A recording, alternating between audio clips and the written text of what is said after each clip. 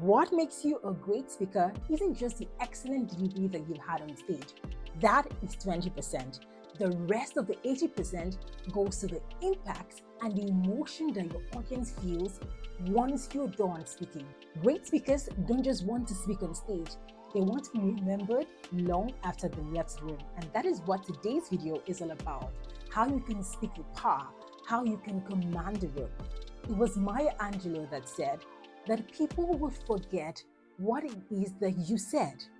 They will even go as far as forgetting what it is you did, but they will never forget how you make them feel. The speakers who get invited to speak on stage again and again is because the impact they leave with their audience. So how can you become a great public speaker today?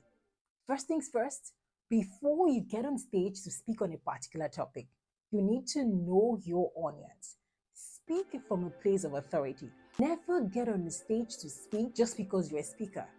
Before you get on stage to speak on a particular topic, ensure that you're so knowledgeable about it, because that is where your confidence and your credibility comes from.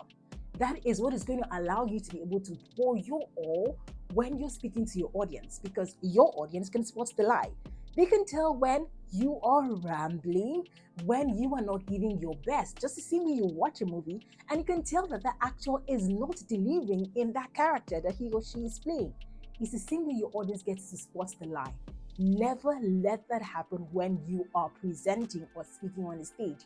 What you should do is be so knowledgeable about the topic. Get so acquainted with every information about the topic you're speaking on.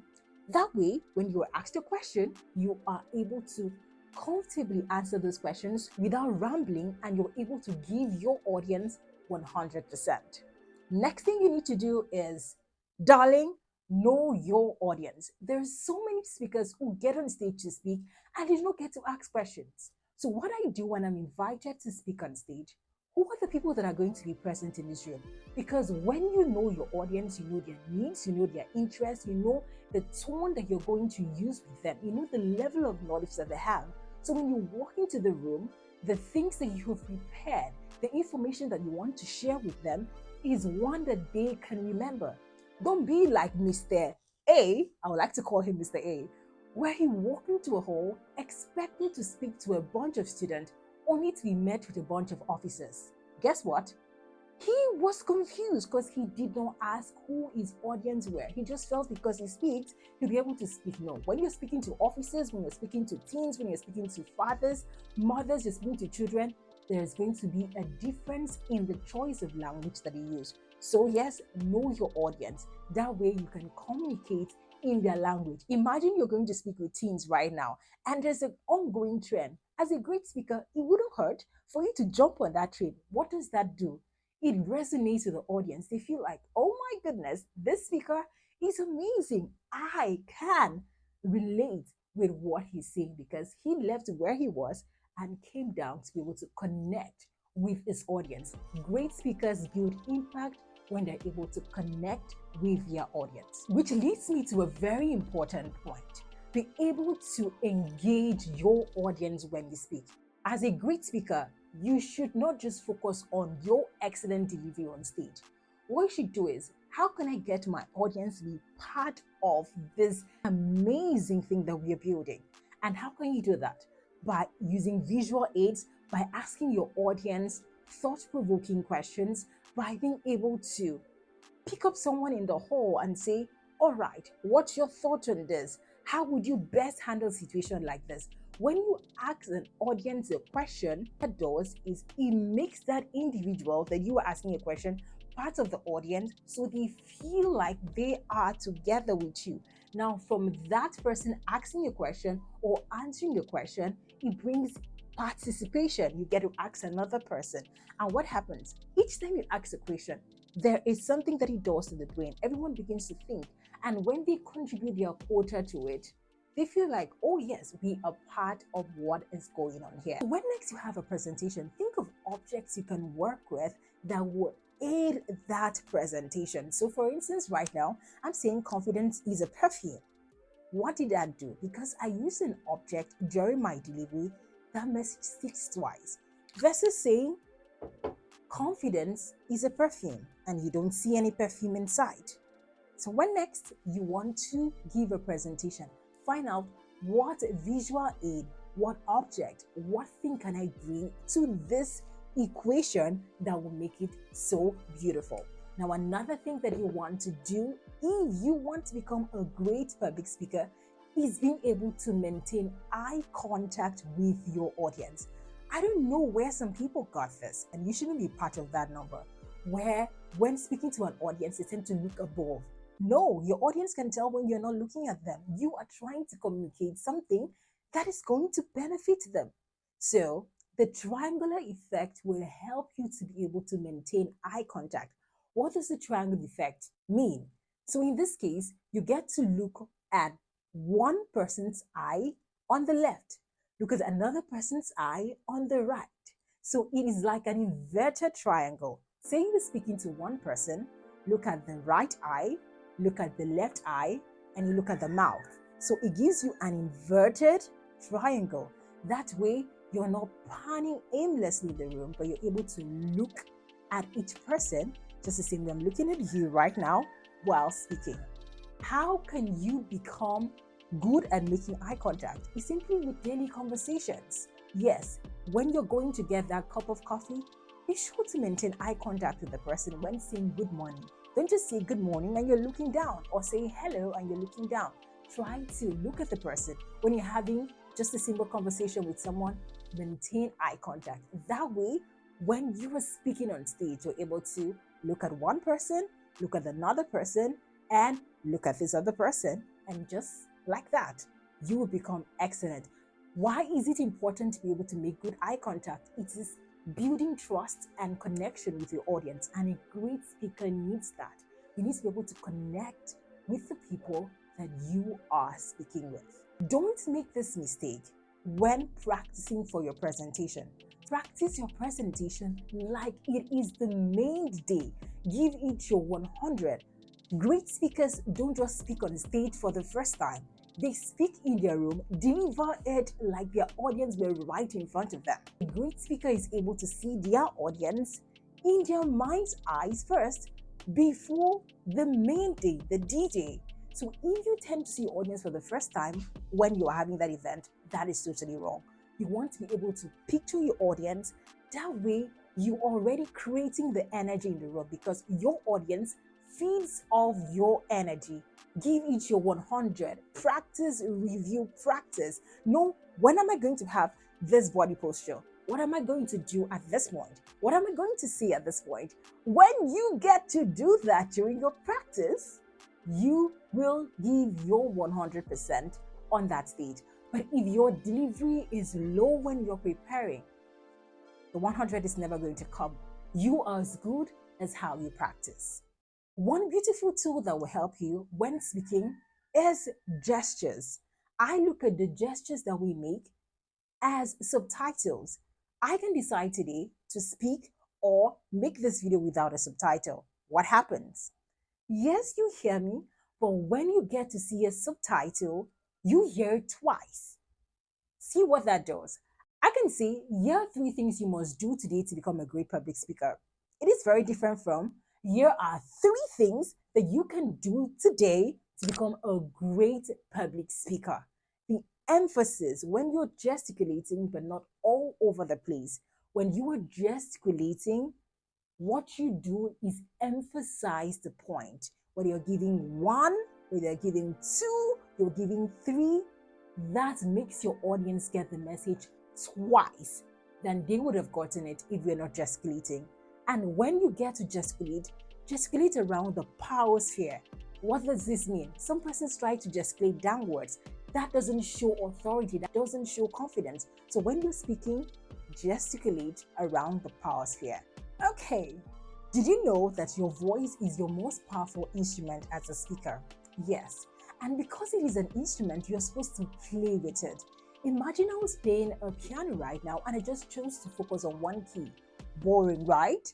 Now, what you should do as a great speaker is Play with your voice, vary the tone, vary the pitch, the pace. All of this brings a melody to your voice, and your audience can resonate with you. They tend to enjoy. You're not monotonous in how you get to speak. So there might be times where you have to increase your voice while you're speaking. You get to make it so high. What that does is you tend to speak with energy.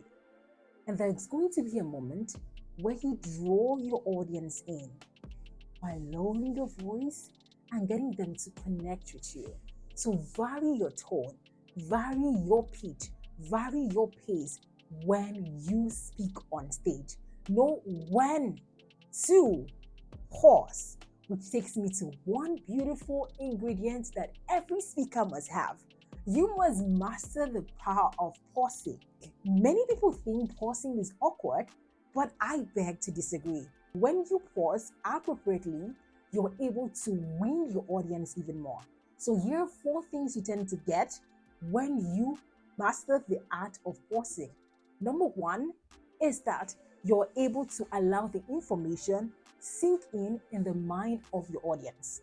You're able to allow them just resonate with what you're saying. Think again on how this applies to their life. You're also able to collect your thoughts. You're also able to create some kind of suspense. So you walk into a hall, instead of just speaking immediately, you take a pause. Pauses are only awkward when you allow them to. And when you use a pause powerfully, you'll be able to pass the message twice, in most cases in such a way that your audience remembers it for a lifetime. So pause before you want to say something powerful, or pause after you've said that thing. Then you move over to another tip that you need if you must become a great public speaker, and that is the ability to be able to tell a good story. So many persons struggle with storytelling. In fact, I'll be dedicating an entire video to that because I don't want this one to be very long. Your life is filled with lots of stories that I tell you today. If you know how to tell a good story, you would win your audience over. But here's the thing, don't just tell any story. Tell a story that resonates with your audience. And this makes me remember one of those moments I had with my grandma when I was a teenager. I tried speaking with her and I realized that she was pronouncing some words wrongly because she had not gone to school and she was not privileged to speak English. So when I said some words, she could not pronounce them correctly. For example, like electric, she said electrics. And that sounded so funny in my ear. Why are you pronouncing these words wrongly, Grandma? And she told me she didn't go to school. It dawned on me that we were from different worlds. I had had an experience she was not exposed to. But guess what? This woman raised great children that have gone on to impact this world. And that singular moment taught me that it is not about what you don't have, but what you have and what you can do with it. So instead of saying, oh, I don't have this, I don't have that, you can choose today to work with what you have and make something big out of it.